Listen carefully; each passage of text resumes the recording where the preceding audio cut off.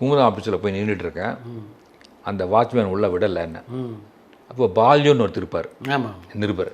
அவர் பையை வச்சுட்டு செல்வாக்கான அவர் வந்து கக்கத்தில் வந்து ஒரு பையை வச்சுக்கிட்டு வேகம் அவர் ஸ்பீடாக தான் நடப்பார்.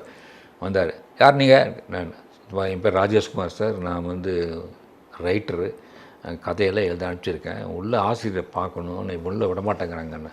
ஏன்ப்பா அவர் கோயம்புத்தூர்லேருந்து வந்திருக்கார், பார்த்தா என்ன ஆகிடும், விடப்பா உள்ள அவரை அப்படின்னு சொல்லிட்டார்.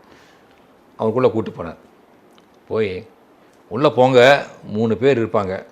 முதல்ல புனிதன் உட்காந்துட்டு இருப்பார், 2வது ஜாரா சுந்தரேசன் உட்காந்துட்டு இருப்பார், 3வது வந்து அடுத்த ரூமில் ராக்கி ரங்கராஜன் உட்காந்துட்டு இருப்பார். நீங்கள் யாரை பார்க்கணுமோ ராக்கி ரங்கராஜன் போய் பாருங்கள் அப்படின்னார். சரி, போன உடனே புனிதன் சாரும் ஜாராசு சாரும் உட்காந்துருந்தாங்க. என்னன்னு கேட்டாங்க. இந்த மாதிரி ரைட்டர் வந்திருக்கேன், உள்ளே ஒத்துருப்பார், போய் பாருங்கன்னு சொல்லிட்டாங்க. அவங்க மயான அமைதிங்க. ஆஃபீஸ் 6 லட்சம் பிரதி விற்கக்கூடிய ஒரு பத்திரிக்கை ஆஃபீஸு அலுவலகம், ஒரு பெரிய புளிய மரத்துக்கு கீழே ஒரு கொட்டாயை போட்டு உட்காந்துருக்காங்க. உள்ளுக்குள்ளே ஒரு ஃபேன் ஓடிட்டு, பழையங்கால ஃபேன் ஓடிட்டுருக்கு. எனக்கு ஆச்சரியம், இங்கிருந்தா வருது இந்த பத்திரிக்கை அப்படின்னு சொல்லி உள்ளே போனால் ராக்கி ரங்கராஜன் வந்து ஒரு ஸ்டூல் மேலே ஏறி ஏதோ பறன் மேலே தேடிட்டுருக்கார்.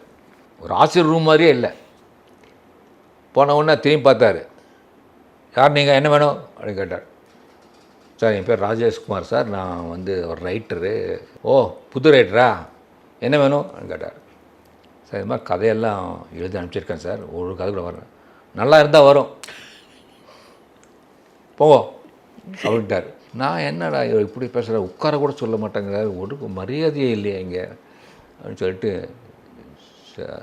திரும்பி போனேன். கொஞ்சம் நில்லுங்க, எத்தனை கதை அனுப்பிச்சிருக்கீங்க கேட்டேன். சார், 167 கதை அனுப்பிச்சிருக்கேன். 160 கதை அனுப்பிச்சிருந்தீங்க? ஆமாம், நான் வாரம் அனுப்பிச்சிருந்தேனே. அப்பா, 1970 76 வரைக்கும் போய் எல்லாம் டைரியில் எழுதி வச்சுருப்பேன்.